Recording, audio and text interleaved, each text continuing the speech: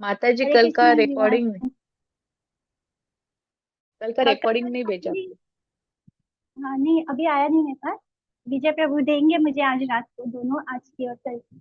तब मैं पोस्ट करके आपको शेयर शेयर कर, ठीक है। ओके ठीक है, चले चले। ओम अज्ञानतिमिरान्धस्य ज्ञानञ्जनशलाकया चक्षुरुन्मिलितं येन तस्मै श्रीगुरवे नमः। वाञ्छाकल्पतरुभ्यश्च कृपा सिन्धुभ्येव च पतितानां पावनेभ्यो वैष्णवेभ्यो नमो नमः। जय श्री कृष्ण चैतन्य प्रभु नित्यानंद श्री अद्वैत गदाधर शिवासादि गौरभक्त। हरे कृष्णा कृष्ण कृष्ण हरे हरे, हरे राम राम राम हरे हरे। तो कल हम लोग ने दो प्रसंग पढ़ा था। थोड़ा सा ब्रीफ कर देते हैं। हमने नंदगांव की परिक्रमा पूरी कर ली है और अब हम जावट गांव में हैं। जावट वो प्लेस है जहाँ पे राधा रानी का ससुराल है।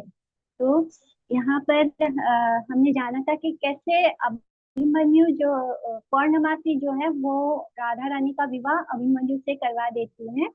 और वृषभानु जी को कह के वो अभिमन्यु के साथ उनका विवाह करा देती है। लेकिन जैसे रावण ने सीता माता का जो अपहरण किया था, तो वो उनकी छाया सीता थी, यानी वो छाया थी सीता माता की। एक्चुअली में सीता नहीं थी। उसी तरह अभिमन्यु के साथ जो राधा रानी है वो सिर्फ छाया मात्र है। अभिमन्यु कभी भी राधा रानी के पास नहीं आ पाया क्योंकि उसके मन में कुछ झिझक जैसी थी। वो हमेशा अपने ग्वाल बालों के साथ ही रहता, गायों के साथ ही गायों को चराता रहता, उसी में वो बिजी रहता। और जो जटिला है वो हमेशा अपने घर के गृह कार्यों में बिजी रहती अपनी बेटी कुटिला के साथ। तो इस तरह अभिमन्यु और राधा रानी का कभी कोई संपर्क नहीं होता है। और राधा रानी क्योंकि अपने ससुराल में है, तो ये जो रस है इसको बोलते हैं परकिया रस। परकिया रस यानी जो अनवेडेड मीनिंग, जैसे राधा रानी का विवाह हो गया है लेकिन वो कृष्ण से मिलना चाहती है, तो उनके अंदर राधा रानी के अंदर कृष्ण से मिलने के लिए और कृष्ण के अंदर राधा रानी से मिलने के लिए जो डेस्परेशन होता है वो विवाह में नहीं होता है। जो हस्बैंड एंड वाइफ होते हैं वो तो हमेशा एक दूसरे के साथ रहते हैं, तो उनके अंदर एक दूसरे से मिलन की वो डेस्परेशन नहीं होती। इसीलिए जो पौर्णमासी है, जो कृष्ण की योग माया, योग शक्ति है, वो ये सारा अरेंजमेंट करती है जिससे कृष्ण का और राधा रानी का जो प्रेम है वो और पुष्ट हो जाए। तो इसी क्रम में हमने दो प्रसंग सुना था कल। एक जिसमें राधा रानी और कृष्ण का कैसे मिलन होता है। विप्र बन के वो कैसे जो ब्राह्मण होता है वो बन के जाते हैं और राधा रानी से भिक्षा लेने जाते हैं। और राधा रानी का मान भंग करते हैं क्योंकि राधा रानी कृष्ण से नाराज है, उनसे बात नहीं करती, तो वो एक साधु बन के जाते हैं राधा रानी के घर और उनसे भिक्षा लेने के बहाने उनका मान तोड़ते हैं। दूसरे प्रसंग में हमने देखा था कि कैसे अभिमन्यु अपने सर पर जो संदूक लेकर जाता है उसमें कृष्ण छुप के बैठ जाते हैं और फिर राधा रानी के घर जावट में पहुंच जाते हैं और फिर सबको सरप्राइज कर देते हैं। तो ये बहुत ही मजेदार प्रसंग था। अब हम आज तीसरे प्रसंग पे पहुंचते हैं, तीसरी लीला। इस जावट जावट से रिलेटेड ये सारी। हरे कृष्णा। आप सभी लोग म्यूट कर लेंगे।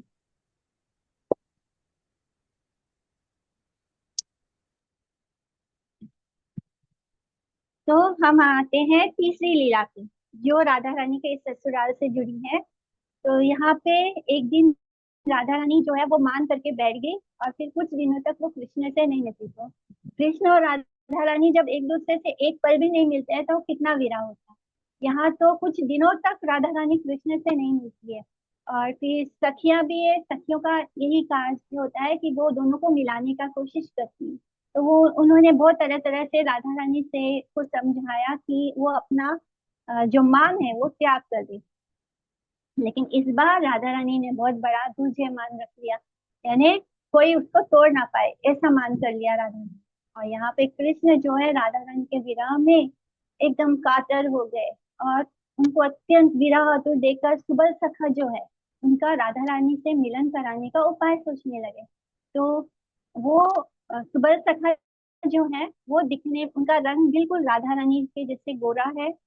और उनके बोली आदि वो श्रीमती राधा रानी के समान ही दिखते हैं। माने बस ये लड़का है और राधा रानी लड़की है, पर ऐसे लगता है बहुत रिसेम्बल करते हैं। सुबल सखा जो है वो राधा रानी से बहुत रिसेम्बल करते हैं। दूर से देखो तो ऐसे लगेगा कि वो राधा रानी ही हो, अगर राधा रानी की तरह वो कपड़े पहने। तो ये आ, क्या करते हैं, ये बोलते हैं कि और ये बहुत ही अच्छे, मैंने कहा हर कला में वो पारदर्शी थे जो सुबह सटान। तो उसने कृष्ण को सांत्वना उनको समझाते हुए बोला कि तुम इतने व्याकुल क्यों होते हो, तुम इसी कुंज में थोड़ी देर प्रतीक्षा करो, तुम थोड़ा इंतजार करो, मैं प्रिया जी को अभी लेकर आता हूँ और तुम्हारे साथ उनका मिलन कराता हूँ। तो ऐसा कहकर वो याव ग्राम, याव यानी यावत, यावत का जावट, तो जावट ग्राम में वो चले जाते हैं और वहां जटिला उसे देखकर कहती है, अरे सुबल, तू तो लंपट कृष्ण का सखा है। लंपट जैसे हम बोलते हैं ना, लोफर, ऐसे। तो वो कहती है कि तुम तो लंपट कृष्ण के सखा हो, इधर हमारी हवेली के पास क्या क्यों मंडरा रहे हो, तो यहाँ से जल्दी भाग जाओ। तो सुबल ने कहा, मैया मेरा एक बछड़ा है, वो खो गया है। तो सुबल अपने साथ एक छोटे से बछड़े को लेकर आया था और उसने उसको खुला छोड़ दिया था राधा रानी से मिलने के लिए। जावट में जो अ, जितिला का घर है उसके अंदर खोल दिया, जहाँ पे राधा रानी के ससुराल के अंदर, ताकि वो बछड़ा अंदर चले जाए। और सुबल उसको ढूंढने के बहाने वहां पे आता है और बोलता है जतिला को कि मैया मेरा बछड़ा खो गया है, मैं उसे ही ढूंढ रहा हूँ, वो मुझे कहीं मिल नहीं रहा। तो सुबल तो मैं उसको खोजने के लिए यहाँ पे आया हूँ। तो जतिला ने कहा, यहाँ तेरा कोई बछड़ा बछड़ा नहीं आया है, तू शीघ्र भाग यहाँ से। तो सुबल फिर बार बार उनको मिन्नतें करने लग गया और फिर अनुरोध करने पर कहा, मैं अभी कंडे बना रही हूँ, यानी गोबर के उपले। तो तुम खिड़क में जाकर देख लो, अंदर जाकर देख लो, खिड़क में, जहाँ पे खिड़क वो स्थान है जिसे हम अभी तबेला बोलते हैं, यानी वहां जाकर देख लो। तो यदि तुम्हारा बछड़ा होगा तो तुम ले जाओ वहां से। तो सुबल प्रसन्न हो गया, उसे यही बहाना चाहिए था। वो खिड़क में जा होते हुए धीरे से राधा रानी के अटारी में पहुंच गया और उसने उनको कृष्ण के विरह का ऐसा वर्णन किया, बताया कि देखो कृष्ण एकदम बेचैन हो रहे हैं, जैसे जल बिन मछली है उनका, बहुत बुरा हालत है। तो इस तरह बहुत ऐसा वर्णन करता है कि श्रीमती जी का दिल जो है पिघल गया, कृष्ण से मिलने के लिए वो भी आतुर हो गई। और फिर उन्होंने, सुबल ने फिर क्या किया, लेकिन वो जाएगी कैसे, तो सुबल क्या करता है, वो अपने वस्त्र जो है वो राधा रानी को दे देता है और ठीक अपने जैसा ही राधा रानी को तैयार कर देता है। सिर पर पगड़ी बांध देता है, कमर में धोती, हाथ में लठिया, गले में गुंजा, गुंजा की माला। गुंजा होता है एक सीड होता है पेड़ का, जो बहुत कलरफुल होता है, ब्लैक कलर का होता है, रेड कलर का होता है, येलो कलर का होता है और दिखता बिल्कुल बहुत सुंदर दिखता है। और उसका गुंजा का माला पहना दिया और गोदी में एक छोटा सा बछड़ा दे दिया जिसको उसने अंदर छोड़ दिया था।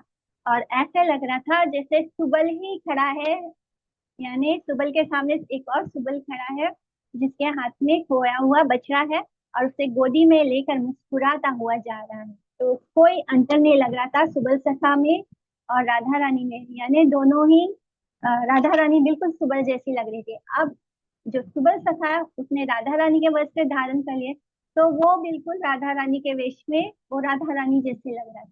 तो गोदी में बछड़ा लेकर राधा रानी वहां से निकलती है और इधर सुबल सखा राधा राधा रानी के वेश धारण करके सखियों के साथ बातें करने लगा। जब श्रीमती जी सुबल के वेश में खिड़क से निकलती हैं, गौशाला के अंदर से निकलती हैं, तो उस समय जटिला ने उन्हें देखकर कहा, क्या बछड़ा मिल गया? मैंने उनको जरा भी शक नहीं होता कि ये राधा रानी है। तो राधा जी ने क्या किया, उन्होंने भी चुगल के आवाज निकालते हुए बोला, हाँ मैया बछड़ा मिल गया, देखो मेरा यही बछड़ा है। जटिला को तनिक भी संदेह नहीं होता, उसे जरा भी शक नहीं होता। और श्रीमती राधा रानी सुबल के बतलाए हुए संकेतों से, सुबल ने बता दिया था कि इस रास्ते से जाना तो उस पेड़ के नीचे कृष्ण तुम्हें खड़े हुए मिलेंगे, ऐसे ऐसे जगह पे। तो राधा रानी ने को उसने संकेतों के द्वारा बता दिया था कि कृष्ण के निकट कैसे पहुंचना है। और कृष्ण ने, और जब वो कृष्ण के पास पहुंचती है तो कृष्ण विरह में दुखी है एकदम। और वो पूछते हैं सखा से, सुबल सखा से, क्योंकि उन्हें नहीं पता कि ये राधा रानी।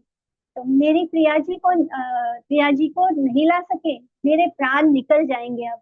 मैं क्या करूँ, कहाँ जाऊं। तो कृष्ण की ऐसी दशा देखकर राधा रानी से रहा नहीं गया। उन्होंने बछड़े को साइड में रखा और कृष्ण से लिपट जाती है।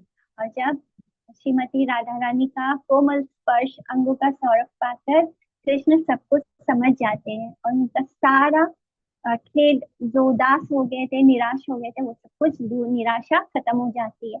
और वो सुबल की बुद्धि की बहुत प्रशंसा करते हुए प्रिया जी के साथ यानी राधा रानी के साथ हंसी मजाक करने लगते हैं। और कुछ देर बाद सुबल भी वहां आ जाता है और दोनों का मिलन देखकर बहुत खुश होता है। तो एक भक्त का यही काम होता है कि वो हमेशा राधा रानी और कृष्ण का मिलन कराए। उसे राधा रानी और कृष्ण को साथ देखने में सबसे ज्यादा आनंद होता है। एक और लीला आती है जावट गांव की। तो ये लीला आती है, इसका डिस्क्रिप्शन हमें उज्जवल नीलमणि में मिलता है। और बहुत सुंदर से उसमें एक्सप्लेन किया है कि कैसे वो इतना सुंदर लीला है। संकेतीकृत कोकिला निनदम कंस विशाल पूर्वतो द्वारो द्वारोन्मोचन लोल संख वला वाणम मुहुषेन्वताः केयम इति प्रगल्भ भजरति वाक्येन गुणात्मनो राधा प्रांगण कोली वित की क्रोधो गता शर्वरी। तो शिला रूप गोस्वामी ने ये पद्य लिखा है फ्रॉम उज्जवल नीलमणि। तो इसमें एक दिन क्या होता है कि एक रात को, रात्रि काल में श्री कृष्ण बहुत बेचैन होकर राधा रानी के प्रांगण के कोने में वट वृक्ष था। तो राधा रानी का घर है, दरबार में इंदौर है, और उसके बाहर में प्रांगण में एक वट वृक्ष है। तो वट वृक्ष के मूल में अवस्थित होकर वो क्या करते हैं, उस वट वृक्ष के ऊपर चढ़ जाते हैं और कोयल की बोली में कुहू मधुर निनाद करते हैं, कुहू करते हैं। तो यहाँ रात का समय है, एकदम बीच रात में पहुंचते हैं। और उन उन वो बड़े बड़े बेचैन हो जाते हैं राधा रानी से मिलने के लिए, इसलिए रात में आ जाते हैं। और यहाँ पे राधा रानी जो है अ, वो अ, ऐसा आवाज निकालकर राधा रानी से मिलने के लिए संकेत करने लगी। तो इसे सुनकर राधा रानी जो अपने बेडरूम में होती है, वो निकलकर द्वार खोलने की चेष्टा करती है। यानी वो समझ जाती है कि कृष्ण आ गए हैं मुझसे मिलने के लिए। तो वो भी अपने रूम से निकल के बाहर आती लौट के, और वो जो उनका आंगन में जो मिरर है उसे खोलने के लिए जाती है। जैसे ही जाती है, क्योंकि राधा रानी के गहने हैं, उनके पैरों में पायल है, उनके हाथों में शंख वाली सफेद वाली चूड़ियां है जो खन खन खन खन खनकती है। तो वो जैसे दरवाजा खोलने के लिए हाथ ऊपर करती है, खन खनाती है उनकी चूड़ियां। और ये खनखनाट सुन के कृष्ण जो है वो बहुत, वो कृष्ण राधा रानी को नहीं देख पा रहे हैं, राधा रानी कृष्ण को नहीं देख पा रही है। वो वहां पेड़ के पास खड़े होकर पहले कुहू कुहू करते हैं, और यहाँ राधा रानी उनकी कृष्ण की आवाज सुन के समझ जाती है कि कृष्ण द्वार पर आ गए हैं। और वो द्वार खोलने ही वाली होती है कि उसके पहले जटिला जाग जाती है। और दूसरे घर में बूढ़ी जटिला उनके शंख वाली चूड़ियों की ध्वनि को सुनकर चिल्ला उठती है, कौन है रे, कौन है रे। तो जटिला की कर्कश आवाज और चिल्लाहटों को सुनकर श्रीमती राधा रानी और कृष्ण दोनों का हृदय जो है वो एकदम, वो दोनों मिलने ही वाले थे, सब कुछ ठीक था, लेकिन अचानक जटिला की आवाज सुनते हैं तो दोनों का हृदय थोड़ा सा ये हो जाता है, विदीन होने लगता है। तो कुछ देर पश्चात वो दोनों थोड़ी देर के लिए शांत हो जाते हैं, ताकि जो वो नींद से जाग गई है जटिला फिर से सो जाए। तो अब बूढ़ी सो गई। तो ऐसा सोचकर कृष्ण क्या करते हैं, फिर से उस पेड़ के ऊपर चढ़ जाते हैं, वट वृक्ष के ऊपर, और फिर से कुहू बोली के द्वारा संकेत करने लगते हैं। वापस से वो ऐसे आवाज निकाले जैसे वो खुद ही कोयल हो गए। और यहाँ राधा रानी फिर से जाती है द्वार खोलने के लिए, लेकिन फिर से उनकी चूड़ियां खनखना जाती है, और बूढ़ी जटिला क्या बोलती है, कौन है रे, कौन है रे कहते हुए चिल्ला उठती है। जैसे ही वो लोग दोनों जटिला की आवाज सुनते हैं, दोनों का दिल ऐसे एकदम क्रैक जैसे हो जाता है, और एकदम घबराहट जाते हैं। और फिर इधर इस प्रकार, इस तरफ राधा रानी है उस प्रकार उस तरफ श्री कृष्ण है, सोचते हैं कि बूढ़ी अभी भी सोई नहीं है, बुढ़िया अभी तक सोई नहीं है। तो पुनः पुनः वो बार बार कोयल की आवाज निकालते हैं, ये यहाँ पे खोलने के लिए दरवाजा, जय हाथ जरा सा भी हिलाती है कि वो चूड़ियां उतार भी नहीं सकती, क्योंकि चूड़ी उतारने में भी खनखनाट की आवाज होगी। तो वो दरबार खोलने ही वाली होती है कि फिर से जटिला बुढ़िया चिल्ला उठती है कि कौन है रे, कौन है रे। तो इस प्रकार चिल्लाने पर दोनों चुपचाप होकर बैठ जाते हैं अपनी अपनी जगह पर। वो पेड़ पे चुपचाप होकर बैठ जाते हैं, ये अपने घर के पास द्वार पे बैठ जाती हैं। और दोनों मिलने के लिए एकदम तड़प रहे हैं, लेकिन मिल नहीं पा रहे हैं। लेकिन जैसे ही कृष्ण कोयल की आवाज निकालते हैं और राधा रानी की चूड़ियां खनकती है, तो दोनों को ऐसे फील होता है कि दोनों एकदम एक दूसरे के पास है, बस उस आवाज से उन दोनों का मिलन हो रहा है। और इस तरह पूरे रात भर श्री कृष्ण जो है उस बद्री के वृक्ष पर, वट वृक्ष को बद्री भी बोला जाता है, तो बद्री वृक्ष के पास बैठे के ऊपर बैठे रहते हैं, और राधा रानी यहाँ नीचे उनसे मिलने की प्रतीक्षा करते रहते हैं। सारी रात दोनों जाग के निकाल देते हैं। इस तरह दोनों एकदम पास है, मिल सकते हैं लेकिन नहीं मिल पाते।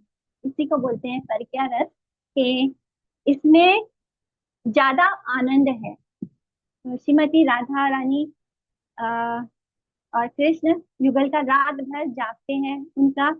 आ, उनके अंदर जो बेचैनी है एक दूसरे से मिलने की, वो अभिव्यक्त होती है।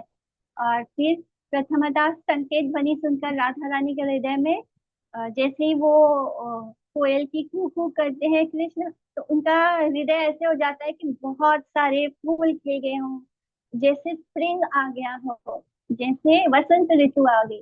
और जब कृष्ण उनके हाथों की खनखनाहट सुनते हैं चूड़ियों की, तो वो भी परम आनंद को अनुभव करते हैं कि राधा रानी यही मेरे पास है, मैंने अभी यही है, बस एक द्वार है, वो खुल जाए तो दोनों मिल जाए। तो पुनः उसी समय वृद्धा की चिल्लाने की, दोनों की आवाज जटिला आवाज करती है ना कि कौन है रे, कौन है रे। तो वो दोनों का हृदय ऐसे फट जाता है। तो ऐसा पूरी रात होता रहता है, और वो दोनों नहीं मिल पाते हैं। तो ये लीला जावट में इस तरह, ये जो उत्कंठा है एक दूसरे से मिलने की, और एक दूसरे के इतने पास हैं और नहीं मिल पा रहे हैं। कोई भगवान है कृष्ण, राधा रानी भी भगवान है, दोनों को मिलने में कौन रोक सकता है। लेकिन इसीलिए पौर्णमासी ने इस तरह राधा रानी का विवाह कृष्ण से नहीं होने दिया। ये जो रस और आनंद हो रहा है, ये जो प्रेम में एक दूसरे से दूर, इसी को प्रेम कहते हैं। Prem is not something related to body, it is related to soul. तो कृष्ण दूर है और राधा रानी भी एक दूसरे से नहीं मिल रहे हैं, पर वो कोयल की कूक में कृष्ण को महसूस कर रहे हैं, और कृष्ण राधा रानी के कंगन में राधा रानी को महसूस कर रहे हैं। और इसमें जो आनंद दोनों को होता है एक दूसरे की इस संकेत को सुनकर, वही उनका मिलन हो रहा है। तो ये बहुत सारी ऐसी बहुत सी मधुर स्मृतियों को इस जगह पर हुई हैं जावट के इस घर में। और जिसके बारे में ऐसे मतलब सिर्फ ये तीन हमने कुछ चार प्रसंग सुने हैं, चार लीला सुनी है, बट ये सिर्फ चार लीला नहीं है, ये बस मेन मेन है। ऐसा बहुत सारा लीला है जो कृष्ण और राधा रानी के मिलन से लेकर। तो यहाँ पर जो दर्शनीय स्थान है वो है जटिला की हवेली, जो जो राधा रानी का ससुराल है। गांव के पश्चिम भाग में ऊंचे टीले पर जटिला की हवेली है। इसमें जटिला, कुटिला, अभिमन्यु की मूर्तियां बनी हुई हैं। हाँ, अब यहाँ पर वर्तमान समय में श्री राधा कांत जी का मंदिर है, जिसमें राधा रानी और कृष्ण के दर्शन होते हैं। सखियां यहीं पर जटिला, कुटिला और अभिमन्यु को वंचित कर श्रीमती जी से कृष्ण का मिलन कराती थी। ये सबसे मजेदार बात ये होती थी कि जटिला और कुटिला ऐसे बेवकूफ बन जाती थी कि उनके सामने ही कृष्ण आके राधा रानी से मिलते थे, और उनको पता है, समझ ही नहीं आता था क्या हुआ। खिड़क या वत्सखोर, सुबह सखा ने अपने बछड़े के खो जाने के बहाने जटिला जी को वंचित कर श्रीमती राधिका को अपने वेश में कृष्ण से मिलने के लिए भेजा था। आज भी अभिमन्यु का यह खिड़क वत्सखोर के नाम से प्रसिद्ध है। खिड़क माने जहाँ पे गायों को खूंटे से बांधा जाता है। तो उसका ये जो अभिमन्यु का जो खिड़क है वो आज भी वत्स कोर नाम से फेमस है। बेरिया, खिड़क के पास ही बेरिया स्थित है। यहीं पर सघन कुंजों के बीच में एक बेर का पेड़ था, और यहाँ किसी समय कृष्ण रात भर राधा रानी से मिलने की प्रतीक्षा कर रहे थे। पानीहारी कुंड, बेरिया के उत्तर में पास ही पानीहारी कुंड स्थित है, जहाँ गोपियां पानी भरने के लिए जाती थी, और कभी कभी कृष्ण इस पानीहारी कुंड पर गोपियों से मिलते थे। मुखरा मार्ग, मुखरा राधा रानी की नानी, तो इसी मार्ग से मुखरा जी अपनी पौत्री राधिका से मिलकर उन्हें आशीर्वाद देने के लिए हर रोज सुबह उल्लास पूर्वक आती थी, तथा उन्हें आशीर्वाद देकर इसी मार्ग से लौट जाती थी। तो उस मार्ग का नाम ही मुखरा मार्ग है। कुटिला दूषण स्थान, ये जटिला की कन्या कुटिला अपनी कुटिल स्वभाव के कारण सदैव श्रीमती राधिका पर नाना प्रकार के आक्षेप करती थी। झूठ मूठ राधा रानी को दोष आरोप करती थी, और उसने कितनी बार यहीं पर कृष्ण को राधा रानी से मिलते हुए देखा, तो उसने उसे कमरे का दरवाजा बंद कर दिया था, हो हल्ला मचाकर अपनी भैया जटिला, भैया अभिमन्यु, छोटा भाई दुर्मद और पूर्णिमा सबको एकत्र कर तथा उनसे कहने लगी, इसी कोठरी में मैंने कलंकिनी बहू को कृष्ण के साथ बंद कर रखा है। परंतु सबके सामने जब उन्होंने दरवाजा खोला, तो वहां सबने राधा रानी को काली मूर्ति का पूजा करते हुए देखा। फिर क्या था, सभी लोग कुटिला को व्यर्थ में ही किसी पर कलंक लगाने के लिए डांटने लगे, और वह बेचारी मुंह लटकाए वहां से चली गई। तो इस तरह बहुत सारे, कुटिला बार बार राधा रानी को परेशान करती थी और उन पर आरोप लगाती थी। फिर राधिका गमन पथ, यानी राधा रानी जिस पथ से चलती, सखियों के साथ राधा रानी इसी मार्ग से होकर सूर्य की पूजा करने के लिए जाती आती थी। मार्ग में पास ही कदम कानन है, और जहाँ श्री कृष्ण बहुत उत्सुकता से आती जाती हुई श्रीमती राधिका का दर्शन करते थे, तथा भागती हुई उनके वस्त्रांचलों को खींचते थे। कदम कानने रही कृष्ण निरखे, पथे आसी राधिकार वस्त्र आकर्षे, राई कानू दोहार कौतुक अतिशय। भक्ति रत्नाकर में आता है ये। पीवन कुंड, कदम कानन के बीच में पीवन कुंड है, जहाँ कौतुकी कृष्ण ने सखियों के इंगित से श्रीमती राधिका के अधर सुधा का पान किया था, इसलिए इस कुंड का नाम पीवन कुंड हुआ। यह कुंड दोनों के प्रीति में विलास का स्थान है। ए पीवन कुंड नदी कदम कानने, सुखे राधा कृष्ण विलासय सखी सने, परम कौतुकी कृष्ण संगीत सखी सखी इंगित पाइया, राधिकार अधर सुधा पिए मत सखाइया। कृष्ण कुंड सघन वृक्ष वृक्षों से परिवेष्टित यह स्थान राधा रानी और कृष्ण के युगल के नाना प्रकार की क्रीड़ा विलास का को अपने अंग में छुपाकर अवस्थित है। यानी यहाँ पे बहुत सारी सुंदर सुंदर लीला हुई है राधा रानी और कृष्ण के बीच। यह कुंड गांव के दक्षिण में है। इसकी लीला कुछ इस प्रकार है। एक समय इस सघन वट वृक्षों के नीचे श्री कृष्ण सहेलियों के साथ श्रीमती राधिका के संग में झूला झूलने के लिए पधारे। तो सखियां कुछ देर से पहुंचती हैं, जिससे कृष्ण को कुछ कौतुक सूझा। उन्हें कुछ मस्ती करने का मन किया, और वो सखियों की प्रतीक्षा किए बिना आज स्वयं ही एक वृक्ष के डाल में झूला डाल दिया, और श्रीमती जी को झूले पर पधारने के लिए निवेदन किया। किंतु झूला कुछ ऊंचा होने के कारण वो उस पर चढ़ नहीं सकी।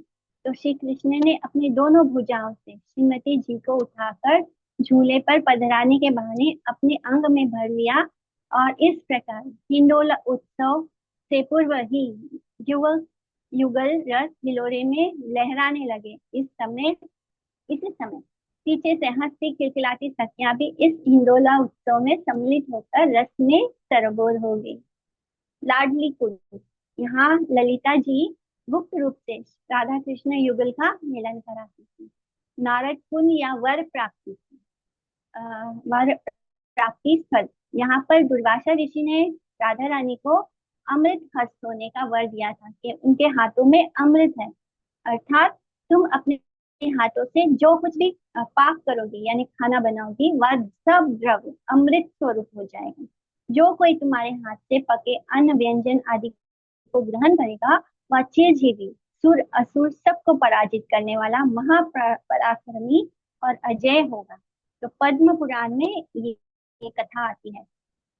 इसलिए यशोदा मैया हर रोज राधा रानी को कान्हा जी के लिए भोजन बनाने के लिए बुलाती अपने घर, क्योंकि उनके हाथों में उनको दुर्वासा ऋषि ने ये वर दिया था कि उन्हें अमृत हस्त प्राप्त होगा, यानी उनके हाथों में अमृत है।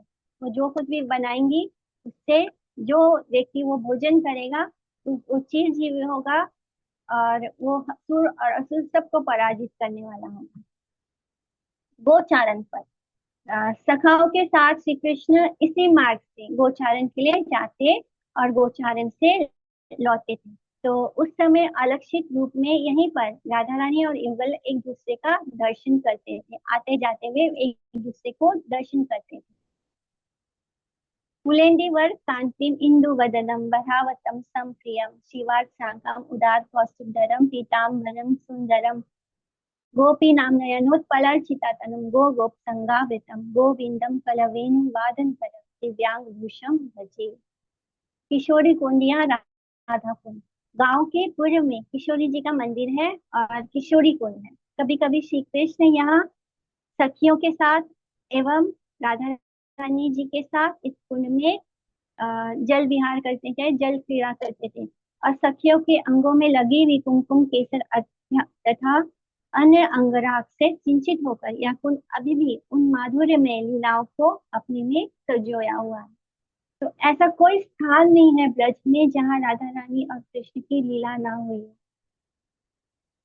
रास मंडल, यहाँ सखियों के साथ राधा रानी जी ने सप्तवर्षीय कृष्ण के साथ अत्यंत विवल होकर रास आदि लीलाएं की। यानी कृष्ण जो थे वो सिर्फ 7 वर्ष के थे और तब राधा रानी और कृष्ण के बीच रास लीलाएं हुई थी। पद्मावती विवाह, यहाँ पर रंगीली ब्रज बालाओं ने चंद्रा की सखी पद्मावती जी के साथ नंद नंदन का विवाह रचाया। किशोरी श्रीमती राधिका जी बड़ी उदार हृदय की है। उन्हीं के इशारे पर ललिता जी ने और आदि सखियों ने पद्मावती को वधू के रूप में सजाकर पहले से ही आसन पर बैठे हुए कृष्ण के साथ बाईं ओर बैठा दिया तथा कृष्ण के पीताम्बर के छोर से उनके वस्त्र आंचल को बांधकर विवाह के गीत गाने लगी। पद्मावती अत्यंत संकोच में पड़ी हुई कृष्ण की ओर निहारने लग गई। चीरकुंड और हिंडोला स्थान, ये किशोरी कुंड के पास ही अत्यंत रमणीय स्थान है। पारल गंगा, ये जावत के उत्तर पश्चिम कोण में स्थित है और इस कुंड के पश्चिम तट पर एक प्राचीन परिजात नाम का वृक्ष है। वैशाख माह में इस पर फूल लगते हैं। ऐसी मान्यता है कि इसे राधा जी ने स्वयं अपने हाथों से आरोपित किया था, यानी उन्होंने खुद लगाया था। तभी से ये वृक्ष शाखा प्रशाखा के माध्यम से अभी भी है, ये वृक्ष अभी तक विराजमान है। कहते हैं यह पारल गंगा एक सिद्ध सरोवर है। श्रीमती राधिका जी ने यहाँ भगवती गंगा की एक धारा को प्रकटित भी किया, इसलिए उसे पारल गंगा बोलते हैं। अब हमने जावत की परिक्रमा पूरी कर ली है, तो जो नेक्स्ट हमारा पड़ाव है वो है कोकिला वन। कोकिला वन में भी बहुत सुंदर सुंदर लीला हुई है। कोकिला वन नंदगांव से 3 मील के उत्तर में और जावत से 1 मील के पश्चिम में कोकिला वन स्थित है। यहाँ अभी भी इस सुरक्षित रम्य वन में मयूर, मयूरी, मोर, मोरनी, शुक, सारी, पैरट, हंस, सारस आदि विविध प्रकार के पक्षी मधुर स्वर से कलरव करते रहते हैं।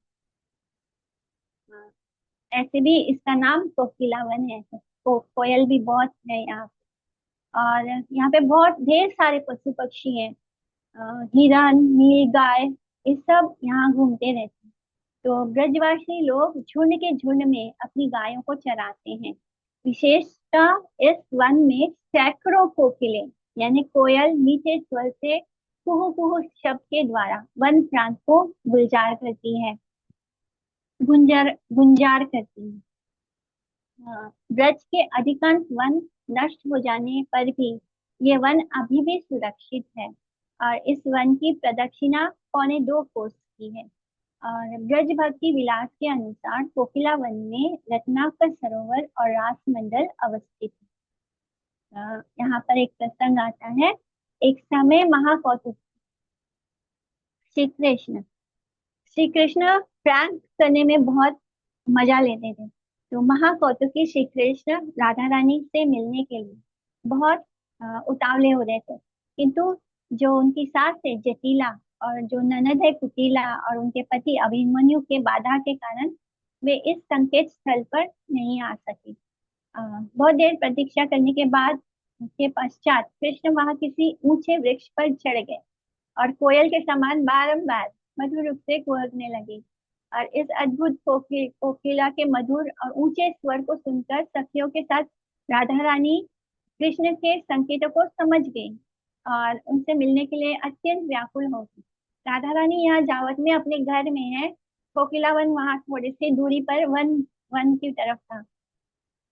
तो अब वो फिर राधा रानी से मिलना चाहते तो वहां पे पेड़ पे चढ़ गए और कोयल की आवाज निकालने लगे। और इस बार आवाज वो बड़ तेज तेज निकाल रहे हैं क्योंकि वो तो वन में है और राधा रानी अपने घर पे है। तो ऐसा वाला कोयल कभी किसी ने सुना नहीं, इतने तेज आवाज वाला। तो राधा रानी समझ जाती है कि कृष्ण उनको पुकार रहे हैं और जो उनकी सखियां हैं ललिता सखी विशाखा सखी सब उनके आसपास है। तो सब समझ जाती हैं कि कृष्ण राधा रानी को संकेत देकर मिलने के लिए बुला रहे हैं। तो यहाँ राधा रानी भी बहुत व्याकुल होती हैं उनसे मिलने की। तो उसी समय जटिला विशाखा को संबोधित करते हुए कहा कि विशाखे, मैंने कोकिलों की मधुर सुख बहुत सुनी है, लेकिन आज तो मैं ऐसा अद्भुत कोयल की आवाज सुन रही हूँ जो बहुत देर तक कुहुक रही है। किंतु आज तो यह कोयल एकदम अद्भुत रूप से बड़ी देर तक कुहुक रही है। ऐसा तो मैंने कभी सुना ही नहीं। मैंने ऐसा कोयल की आवाज तो उनकी सास ने कभी सुनी ही नहीं। विशाखा जी ने कहा, दादी जी, हमने भी कभी ऐसा नहीं सुना। या तो कोई अद्भुत कोयल है। यदि आप आदेश करो तो हम इस निराली कोयल को देखा है। हम उनको देखा है कि ये कौन सी नई कोयल आई है जंगल में। तो वृद्धा ने प्रसन्न होकर उन्हें जाने का आदेश दे दिया। बोली, हाँ हाँ, जाकर देखो। तो सखियां बड़ी प्रसन्न होती हैं और इस कोकिल को वन में प्रवेश किया। और इस कोकिल वन में प्रवेश किया तथा यहाँ पर श्री कृष्ण से मिलकर राधा रानी और बाकी सखियां सब बहुत प्रसन्न होती हैं। इसलिए इसे कोकिला वन कहते हैं, क्योंकि कृष्ण की इस लीला के कारण इस वन का नाम कोकिला वन हो गया। भक्ति रत्नाकर में इसका बड़ा ही सरस वर्णन आता है। जावतेर पश्चिमे ए वन मनोहर, लक्ष लक्ष कोकिल कुहरे निरंतर। एक दिन कृष्ण ए वने ते आसिया, कोकिल सादृश शब्द करे हर्ष हैया। सकल कोकिल हईते शब्द सुमधुर, ये सुने बारेकता धैर्य जाए दूर। जटिला कहिए विशाखारे प्रियवाणी, कोकिले शब्द एछे कभू नाई सुनी। विशाखा कहिए ए मोर संभार मने, यदि कहे कोकिले देखी गया वने। विद्या कहे जाओ सुनी उल्लास हसे, राई सखी सावने करीला प्रवेश। हरिल महाकौतुक सुखे सीमा नाई, सकल आसिया मिलिला एक हई। कोकिले शब्दे कृष्ण मिले राधिकारे, ए हेतु कोकिलावन कहिए इहारे। भक्ति रत्नाकर। रत्नाकर सुन सखियों ने अपने अपने घरों से दूध लाकर इस सरोवर को प्रकट किया था। और इस सरोवर से नाना प्रकार के रत्न निकलते थे, जिससे कि जेम्स वगैरह सब कुछ वहाँ उस सरोवर से निकलता था। अलग अलग तरह के रत्न निकलते थे, जिससे सखियां राधा रानी के श्रृंगार करती थी। और समस्त पापों को क्षय करने वाला तथा धन धान्य प्रदान करने वाला यह सरोवर भक्तों को श्री राधा कृष्ण युगल की अहेतु की भक्ति के रूप में महारत्न प्रदान करते। सबसे बड़ा हमारा रत्न कृष्ण और राधा रानी के प्रति, जुगल जोड़ी के प्रति हमारा प्रेम है। यही हमें प्राप्त हो जाए तो हम सबसे ज्यादा धनवान हो जाएंगे। और वैसे भी ये मटेरियल चीजों को भी धन धान्य भी देने वाला कुंड है, रत्नाकर कुंड। रास मंडल। श्री कृष्ण ने यहाँ गोपियों के साथ रास लीला संपन्न की थी तथा राष्ट्र की समाप्ति के पश्चात उस कुंड में परस्पर जल सिंचन और क्रियाएं खेल किया था, जल क्रियाएं की थी। आजनौक, आजनौक ये अष्ट सखियों में से एक विख्यात श्री विशाखा सखी का निवास स्थान है। इनके पिता का नाम श्री पावन गोप और इनकी माता का नाम देवदानी गोप है। और नंदगांव से 5 मील के पूर्व दक्षिण कोण में ये अवस्थित है। यहाँ कौटिकी कृष्ण ने अपनी प्राण वल्लभा श्री रानी के नेत्रों में अंजन लगाया था, इसलिए इस स्थान का नाम आंजनौक है। अंजन यानी काजल लगाया। तो इस लीला को हम कल श्रवण करेंगे। ये भी बहुत सुंदर लीला है, इसको हम कल सुनेंगे। और आज की हमारी प्रदक्षिणा को हम आंजनौक पे पॉज करेंगे। हरे कृष्णा। वाञ्छा कल्पतरुभ्यश्च कृपा सिन्धुभ्येव च पतितानां पावनेभ्यो वैष्णवेभ्यो नमो नमः। आप सभी को दंडवत प्रणाम। हरे कृष्णा। कृष्णा माता जी, दंडवत हरे कृष्णा प्रणाम। माता जी। हरे कृष्णा। किसी हरे को कुछ कृष्णा। पूछना है? हरे हरे कृष्णा माता जी। कृष्णा दीदी, दंडवत हरे प्रणाम। कृष्णा माता जी। धन्यवाद। ठीक है, चलो। हरे कृष्णा माता जी। मैं ये कह रही थी कि जो सखियां हैं तो उन सबके नाम क्या क्या होंगे? ज्यादातर विशाखा और ललिता माता जी का नाम होता है, अदरवाइज सखियों अर्थ के नाम ही नहीं पता मुझे तो। सब सखियों के नाम हैं यहाँ पे। राधा रानी और कृष्ण के बहुत ढेर सारी सखी, लेकिन उनमें से जो मेन है वो अष्ट सखी। तो उन सबके नाम मैं आपको भी सेंड कर दूंगी, ठीक है। हरे कृष्णा। हरे कृष्णा माता जी। हरे कृष्णा दीदी। हरे कृष्णा।